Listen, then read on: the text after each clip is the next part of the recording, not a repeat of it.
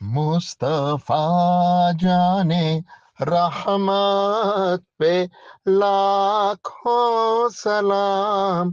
बिस्मिल्लाहिर्रहमानिर्रहीम, अस्सलाम वालेकुम। इमाम अहमद रज़ा ख़ान वो मुजद्दिद जो 150 साल पहले फ़ितने को पहचान गए। 19वीं सदी का अख्ताम बर सग़ीर पर अंग्रेज़ काबिज़ है। मक्का मदीना अभी हिजाज़ की सल्तनत में है और आलम इस्लाम अभी इस ख़तरनाक फ़ितने से बेखबर है। लेकिन बरेली के एक गोशे में एक मर्द कामिल, एक मुजद्दिद, एक ऐसा फ़क़ी कलम थाम चुका है जो वक्त से आगे देखता है, 1.5 सदी आगे।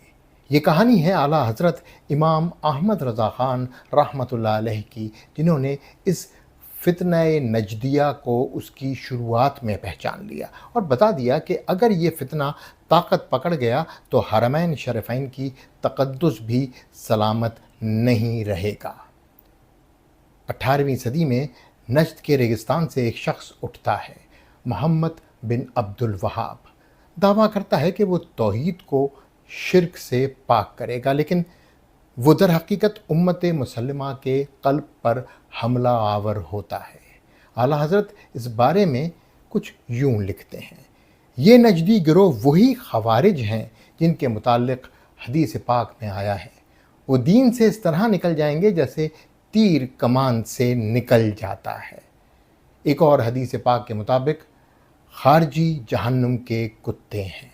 इसी फितने को सहारा दिया बरतानिया ने और उसने आले सऊद को नजदी इतिहाद से जोड़ा और कहा, हम तुम्हें हिजाज देंगे, तुम हमें सल्तनत उस्मानिया को तोड़ने दो। आला हज़रत ने पेश की खबरदार किया, अगर ये नजदी गिरोह हुकूमत में आ गया तो खाना काबा भी सलामत ना रहेगा, माअज़ल्लाह, और दीन सिर्फ नाम का रह जाएगा। आज क्या वही मंजर नहीं जो आला हज़रत ने फरमाया था? हरम के साए में कॉन्सर्ट्स, रियाज में नाइट क्लब्स, मदीने के बाहर फैशन शोज़। इमाम अहमद रज़ा ख़ान ने फरमाया, ये नजदी गिरोह दीन के नाम पर मगरिब का एजेंट बन जाएंगे और शर को खैर का लिबास पहना देगा। आला हज़रत ने फरमाया था, ये कब्रों को गिराना, ज़ियारत को शिर्क कहना और दुरूद व सलाम को बिद्दत कहने वाले हैं। और हमने देखा जन्नतुल बकी उजड़ गई। सरकार दो आलम सल्लल्लाहु अलैहि वसल्लम की वालिदा मुहतरमा की कब्र तबाह कर दी गई और इश्क़ रसूल को शिर्क का नाम दे दिया गया। आज नजदी हुक्मरान इसराइल के साथ मुहायदे करते हैं, फ़लस्तीनी बच्चे खून में तड़पते हैं और हरमैन की सरजमीन पर मुकम्मल खामोशी। आला हज़रत ने फरमाया था, ये दीन को सियासी दुकान बना देंगे और दुश्मनान इस्लाम के आलाकार बन जाएंगे। आला हज़रत ने देवबंदी फ़िक्र को भी इसी फितने का हिस्सा कहा। उन्होंने फरमाया, ये वही नजदी फ़िक्र है जो गुस्ताखी रसूल में मुब्तला है और औलिया की तौहीन को अक़ीदा बनाती है। इमाम साहब की बसीरत देखकर आज दुनिया महवे हैरत में है। कैसे अहले देवबंद ने इसी पाकिस्तान के ऐवानों पर कब्ज़ा कर लिया जिसके बनाने के गुनाह में ये शामिल न थे बकौल उनके, और आज ये पाकिस्तान में मुनाफ़क़त की सियासत की जीती जागती तस्वीर हैं। लेकिन इमाम अहमद रज़ा ख़ान की फ़िक्र आज भी ज़िंदा है। मीलाद की महफ़िल हों या दुरूद व सलाम की सदाएँ, आला हज़रत के नातिया अशार पूरी उम्मत के लिए एक पायदार हिकमत अमली हैं, इश्क़ मोहम्मदी से लबरेज़ हैं। दुश्मन अहमद बे शिद्दत कीजिए, मुल्हिदों की क्या मुरव्वत कीजिए। मसले फ़ारिस ज़लज़ले हों नज्द में, ज़िक्र आयात विलादत कीजिए। गैज़ में जल जाएं बेदीनों के दिल, या रसूल अल्लाह की कसरत कीजिए।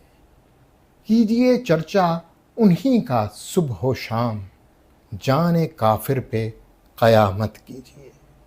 शिर्क ठहरे जिसमें ताज़ीम हबीब, शिर्क ठहरे जिसमें ताज़ीम हबीब, उस बुरे मज़हब पे लानत कीजिए।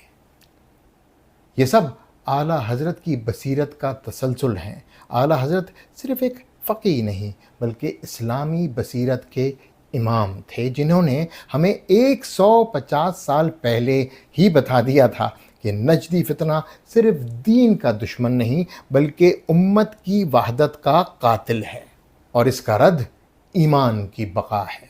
اب آخر میں یہ سوال تو اٹھتا ہے کہ جنہوں نے امام احمد رضا خان کے عشق مصطفیٰ صلی اللہ علیہ وآلہ وسلم کو شرک اور بدعت کہا، جن کی وجہ سے صہیونیوں اور وہابیوں کی فلسطین کے خلاف سازش کامیاب ہوئی، جنہوں نے نوجوان نسل کو امام احمد رضا خان جیسے مجدد دین کے خلاف بھڑکایا، جنہوں نے مسلمانوں کو مسلمانوں کے خلاف جہاد کے لیے بھڑکایا، جس سے لاکھوں مسلمان نصف صدی کے تھوڑے سے عرصے میں صفحہ ہستی سے مٹ گئے، جن کی وجہ سے عرب کی پاک زمین پر ننگے ناچ، جوئے اور شراب کی محفلیں شروع ہوئیں، جن لوگوں نے اولیاء کرام کو مذاق بنا دیا۔